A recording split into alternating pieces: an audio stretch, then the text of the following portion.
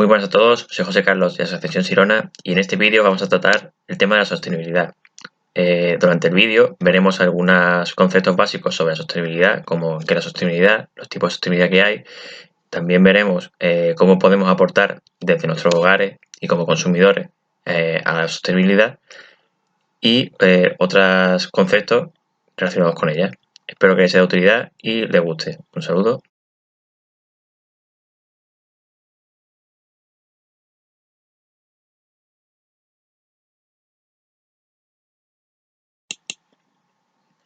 Podríamos decir que la sostenibilidad consiste en la gestión de los recursos para satisfacer las necesidades actuales, sin poner en riesgo las necesidades del futuro. Esto considerando el desarrollo social, económico y el cuidado del medio ambiente en un marco de gobernabilidad. En primer lugar, la sostenibilidad es asumir que la naturaleza y el medio ambiente no son una fuente inagotable de recursos, siendo necesario su protección y uso racional. En segundo lugar, la sostenibilidad debe promover el desarrollo social, buscando la unión entre comunidades y culturas. Con esto se busca alcanzar niveles satisfactorios. Por lo tanto, el desarrollo sostenible es aquel modo de progreso que mantiene ese delicado equilibrio hoy, sin poner en peligro los recursos del mañana. Para lograrlo, se necesita aplicar las reglas de la STR, que son reducir, reutilizar y reciclar, a las que también se le añaden reparar y recuperar, formando las reglas de las 5R. Con acciones como estas podemos combatir el cambio climático y el calentamiento global. El concepto actual de sostenibilidad aparece por primera vez en el informe Brundtland, publicado en 1987, también llamado Nuestro futuro común. Como resultado, este documento, elaborado por Naciones Unidas, alertó por primera vez sobre las consecuencias medioambientales negativas del desarrollo económico y la globalización. Por lo tanto, la ONU trata de ofrecer soluciones a los problemas derivados de la industrialización y el crecimiento poblacional.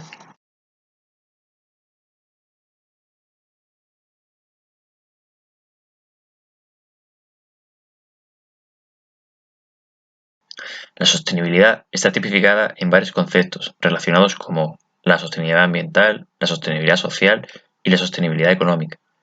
En consecuencia, muchos de los retos a los que se enfrenta el ser humano, tales como el cambio climático o la escasez de agua, solo se pueden resolver desde una perspectiva global y promoviendo el desarrollo sostenible. En primer lugar, vamos a tratar la sostenibilidad ambiental. La sostenibilidad ambiental es aquella que se enfoca en preservar la biodiversidad sin tener que renunciar al progreso económico y social. Se refiere a la capacidad de poder mantener los aspectos biológicos en su productividad y diversidad a lo largo del tiempo, y de esta manera ocuparse por la preservación de los recursos naturales, fomentando una responsabilidad consciente sobre lo ecológico y al mismo tiempo crecer en el desarrollo humano, cuidando el medio ambiente donde se vive. En la actualidad, muchas empresas y compañías comenzaron a impulsar estos cambios. En cuanto a la sostenibilidad económica, es la sostenibilidad que se encarga de que las actividades que buscan la sostenibilidad ambiental y social sean rentables.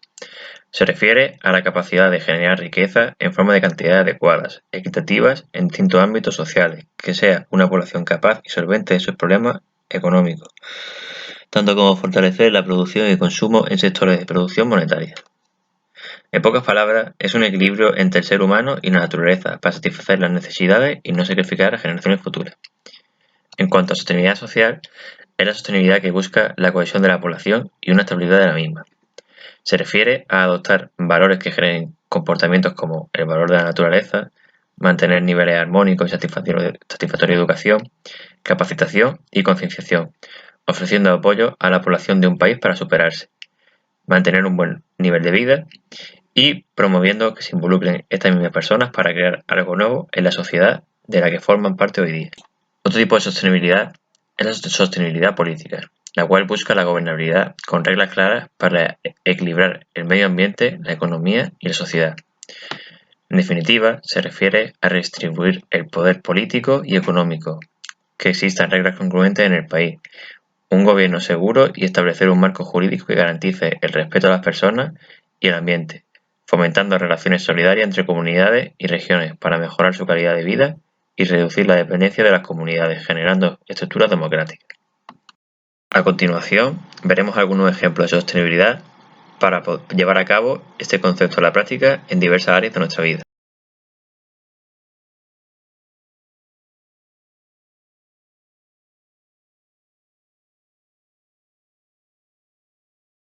Debemos recordar que el agua se encuentra enmarcado dentro del sexto objetivo de desarrollo sostenible.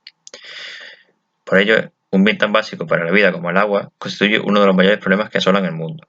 Su uso indiscriminado y mala gestión se traduce en uno de los principales focos de contaminación global. En tanto que más del 80% del agua residuales consecuentes de la actividad humana se vierten en la naturaleza sin recibir ningún tratamiento. Esto contribuye a un clima extremo, causante de más del 90% de las grandes catástrofes ocurridas en la última década. Por este y otros motivos, la importancia del agua se ha convertido en un objetivo de desarrollo sostenible de las Naciones Unidas. Bajo la premisa agua limpia y saneamiento, esta Organización Mundial asegura que, limitando a 1,5 grados por encima de niveles preindustriales el aumento del calentamiento global, la sequía producida por el clima descendería hasta un 50%.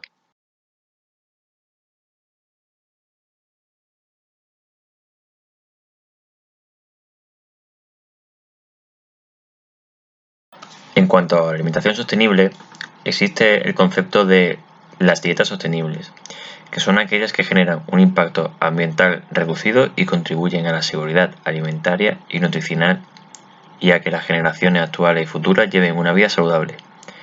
Además, protegen y respetan la biodiversidad y los ecosistemas.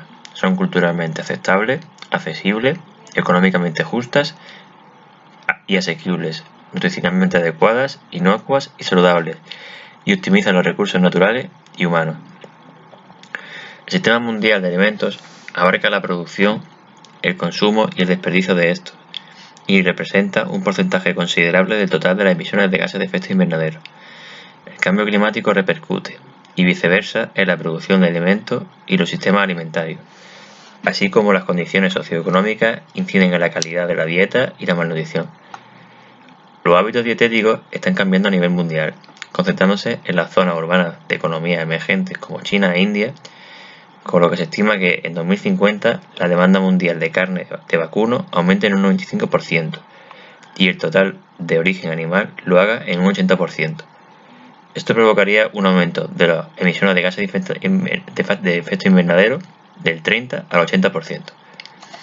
Los estudios apuntan que patrones de alimentación más alternativos y saludables, como la dieta mediterránea, la dieta pescetariana y la vegetariana, podrían reducir el impacto ambiental, controlando el cambio climático y contribuyendo a un planeta más sano y sostenible.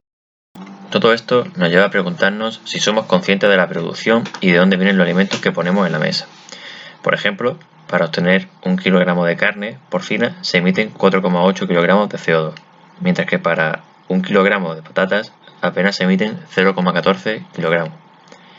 Para generar 1 kilo de carne se necesitarán más de 15.000 litros de agua, mientras que para 1 kilo de manzana no llega a los 700 litros. Ante esto, ¿qué podemos cambiar para contribuir a un planeta más sano? Pues en primer lugar, podemos procurar que nuestra alimentación se base principalmente en alimentos de origen vegetal, como la fruta, las hortalizas, las leguminosas, el aceite de oliva virgen, cereales, frutos y semillas. También podemos consumir alimentos locales y de temporada, tomando conciencia de qué tipo de alimentos compramos, el método de elaboración y su procedencia. Los alimentos ecológicos, pero sobre todo los locales y de temporada, son más sabrosos y minimizan la huella de carbono.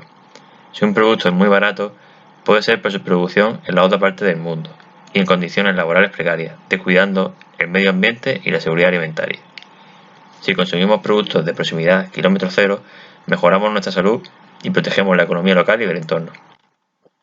Otra acción que podemos realizar es controlar el desperdicio de alimentos, planificando nuestros menús, ajustando la compra a los alimentos que vayamos a consumir. También podemos consumir pescado solamente de reserva sostenible. Otra acción que podemos realizar es reducir el consumo de carne roja y procesada, recordando que requieren mucha más agua y emiten más gases de efecto invernadero en su producción. También podemos encontrar excelentes fuentes de proteínas vegetales en las legumbres, como los garbanzos, los guisantes, las lentejas, las habas, las judías o alubias, y en los frutos secos. También podemos evitar productos procesados y ultraprocesados, que se producen con métodos intensivos, utilizando grandes cantidades de energías fósiles para su elaboración y con envoltorios poco reciclables. Además, suele tener un exceso de grasa y azúcares y sal.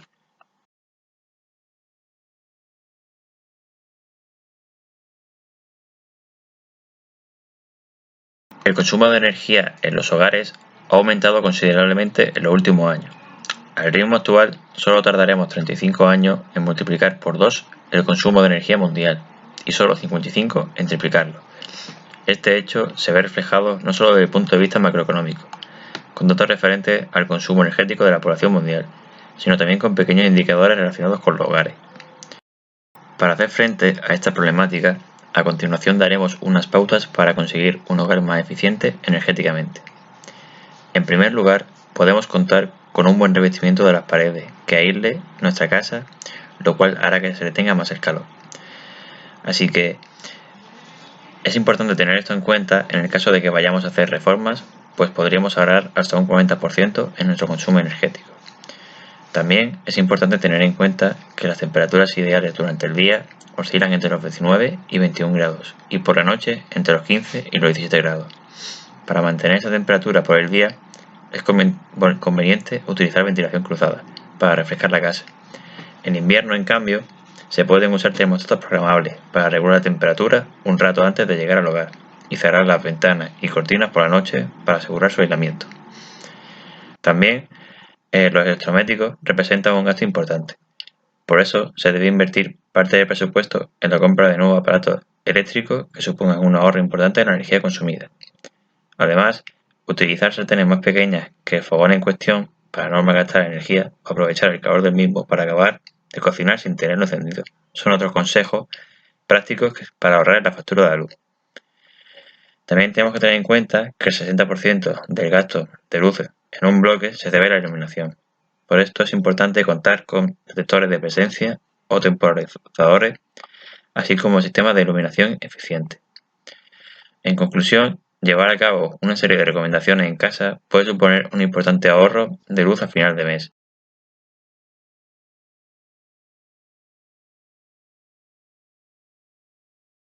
Otro aspecto importante dentro de las medidas sostenibles que podemos tomar en nuestro hogar son las relacionadas con la gestión de residuos. Es importante hacer una revisión de nuestras acciones diarias para pensar en cómo podemos reducir nuestro impacto en el clima y mejorar nuestra gestión de residuos en casa. En primer lugar, podemos reducir el desperdicio alimentario. Cuando tiramos comida a la basura, estamos desperdiciando también la energía y el agua empleadas para la producción, el transporte, el almacenamiento y la gestión de residuos. También podemos separar y reciclar. Separar los envases de plástico, el papel y cartón, el vidrio, la materia orgánica y los demás restos para depositarlos en el contenedor correcto. También podemos evitar el uso de bolsas de plástico. Si llevamos nuestra propia bolsa de tela a la compra, evitamos que nos den una nueva cada vez. También podemos elaborar compostaje doméstico, como veremos más adelante, utilizando residuos orgánicos para crear nuestro propio compost y generar abono natural. Por último, también podemos reducir el uso de productos desechables, utilizando productos que sean reutilizables o recargables para darles más vida.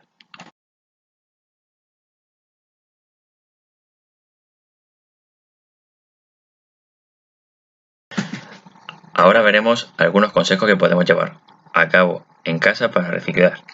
En primer lugar, hablaremos del reciclaje del vidrio, seguido del reciclaje del papel y cartón, después el de los envases y finalmente veremos qué podemos hacer con los medicamentos.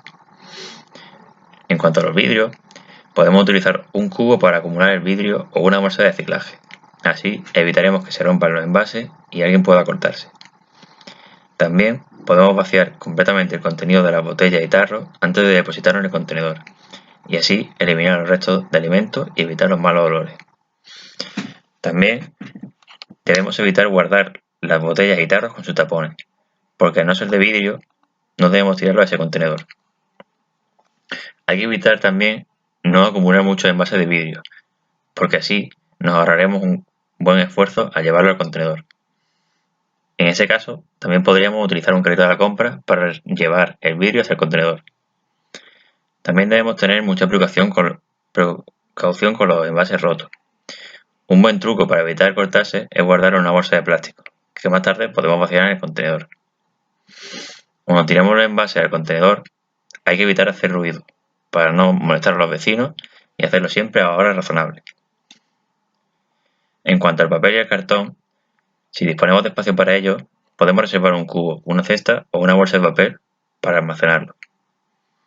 Cuando guardemos la compra, debemos deshacernos de los envoltorios prescindibles, como por ejemplo el de los yogures o los botellines de bebida, separarlo inmediatamente y depositarlo en el contenedor azul. También podemos aplanar cajas de cartón para que ocupen menos espacio y guardar los papeles y cartones más pequeños dentro del cubo y los más grandes debajo de él. Si colocamos los papeles en una bolsa de papel, también podremos tirarla directamente al contenedor, lo cual no será más cómodo. En la medida de lo posible, debemos quitar grapas, clips y espirales antes de llevar el papel al contenedor. Por último, una experiencia muy educativa para los niños es producir nuestro propio papel reciclado en casa. En cuestión a los envases, podemos utilizar una bolsa de supermercado para acumular los envases ligeros en casa. Cuando esté llena, se le hace un nudo y directamente la podemos tirar al contenedor amarillo. Esta bolsa también se reciclará. También podemos vaciar los envases por completo y enjuagarlos, si es necesario, para que no desprendan malos olores mientras los mantenemos en casa. Otra opción es plegar los bricks y aplastar las botellas de plástico y las latas, así ocupará menos espacio. Tampoco debemos esperar a acumular muchos envases para bajarlo al contenedor. Podemos aprovechar el viaje cuando vayamos a tirar la bolsa de basura. Y no debemos depositar en el contenedor amarillo nada más que los envases de plástico, latas y bricks. En cuanto a los medicamentos, debemos fijarnos en que estos envases suelen llevar una cruz rodeada por una flecha, el cual es el símbolo de los envases de los medicamentos, y significa que los laboratorios farmacéuticos han pagado para que estos medicamentos se gestionen adecuadamente una vez han sido depositados en los contenedores blancos que podemos encontrar en las farmacias. Debemos recordar que hay que revisar periódicamente nuestro botiquín para comprobar que los medicamentos que conservemos estén en buen estado y que sobre todo no hayan sobrepasado su fecha de caducidad. Así también evitaremos posibles accidentes en el hogar. También debemos seleccionar los medicamentos de los que nos debamos desprender y guardarlos juntos en una bolsa, fuera del alcance de los niños preferiblemente, hasta que podamos llevarlos al punto SIGRE de nuestra farmacia habitual. También debemos evitar consumir medicamentos caducados. La fecha de caducidad sirve para garantizar que el medicamento se encuentra en buen estado y conserva íntegras todas sus propiedades.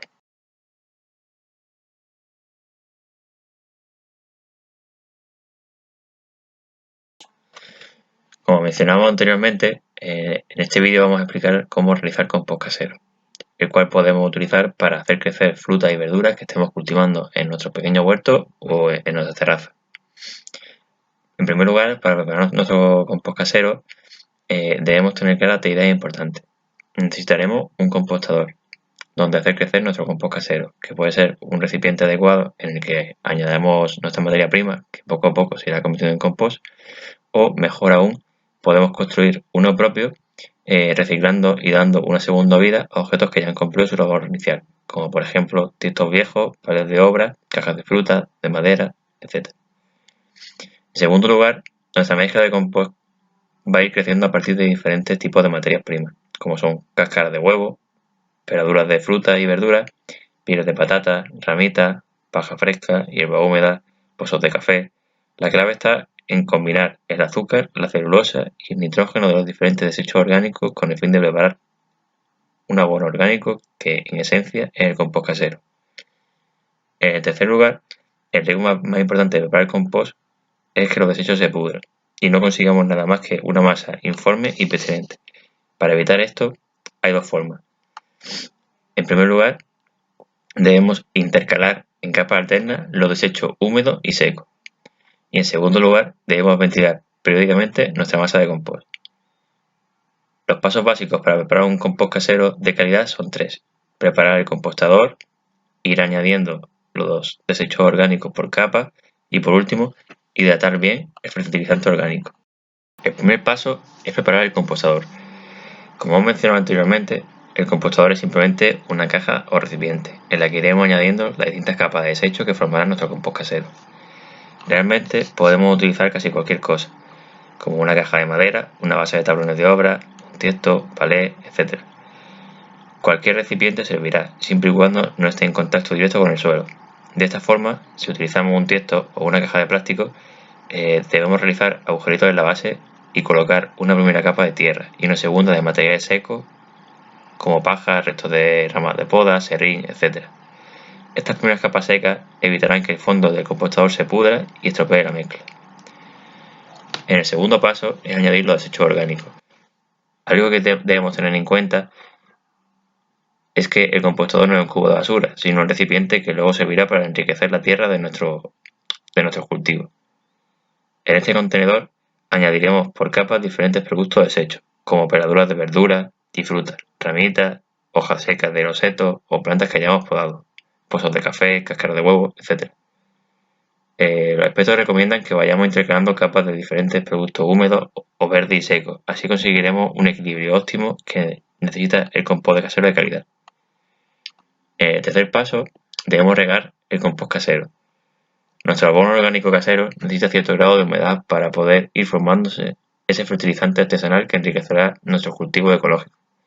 Así, es necesario que reguemos de vez en cuando sin encharcar el contenedor, pero procurando que la humedad penetre en las diferentes capas que hemos ido añadiendo a nuestra caja de compost. Bien, pues hasta aquí el vídeo sobre sostenibilidad. Espero que les haya gustado y les haya